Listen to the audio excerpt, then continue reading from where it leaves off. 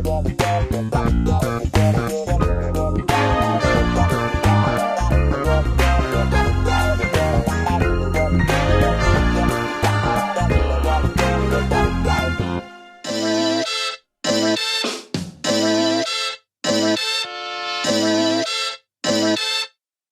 Harmon, health science teacher at the A-Leaf Center for Advanced Careers.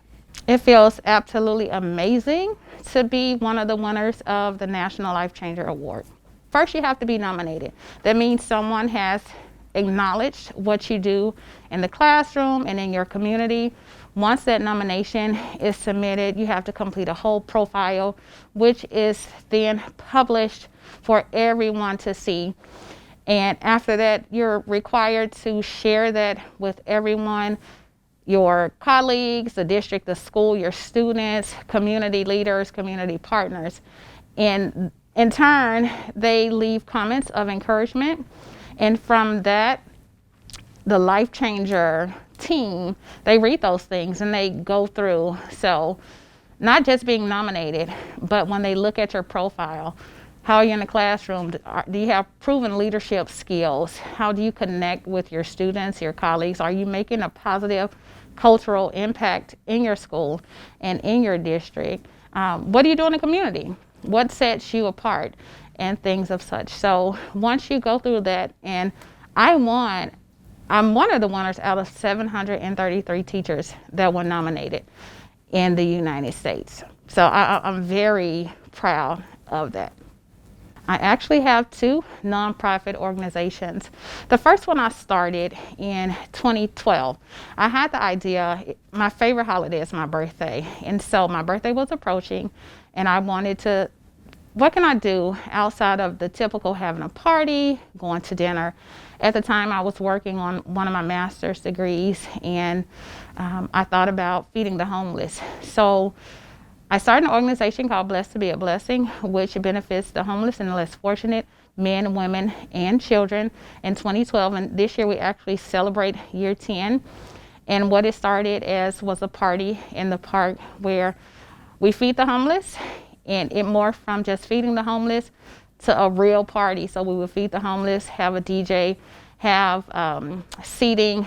We would give out toiletry bags that included toothpaste, soap, washcloth, deodorant, toothpaste, all of those things. If someone had clothes that they wanted to donate to give away, that was that. And also within that, partnering with other organizations such as the Covenant House Texas, that is a facility, a transitional facility for homeless adolescents. So I've done a couple of holiday parties there. I've actually done they were one of the recipients of my birthday parties. And then in addition to that, through my Blessed to be a Blessing Foundation, I have created like food drawers and food pantries for my students to be included in that as well. So it has reached beyond just the homeless population, but to anyone actually that's been in need. The second organization is called Hugs Unlimited, and it's a mentoring program, and HUG stands for Helping Underserved Girls Succeed. And that stemmed from a need that I saw with the young ladies in my class in my first year of teaching. So we are still in business, and it's all about helping cultivate the whole girl, socially, academically, and personally, by exposing them to different things, having a positive mentor relationship. So that is the two organizations that I founded. I have won Teacher of the Year in a couple of different organizations. One is through Gulf Coast CTAD, which is Korean Technical Education for our Area 6, and I'm in the process, actually February. The second part of that, after you win your area, you interview for your regional. So I'll be going to Austin to our state conference, a yearly winter conference, to interview for that. Should I win that, it's the next level later on this school year. And then also for HAPSI, I won Teacher of the Year for that last school year. And HAPSI stands for Houston Area Alliance of Black School Educators. So just to be recognized for what I do in the classroom and outside of the classroom is always good. It's always great to do. Center Pod podcast was actually birthed by one of my colleagues and really good friends, El Marco Garner. He is one of the architecture teachers here at the A-Leaf Center for Advanced Careers, so I'm his co-host.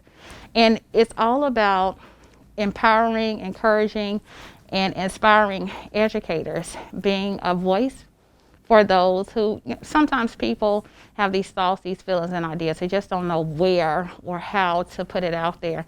So we built this for teachers to have a platform to talk about the good, the bad, and the ugly of education, and just to really say, hey, you're not in this alone. That you have your colleagues who are here for you to support.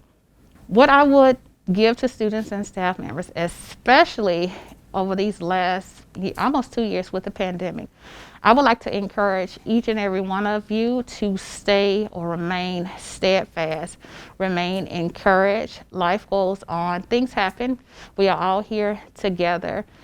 You are not alone. Just always know that someone like Ms. Harmon is here rooting for you and here to support you in any way that I can.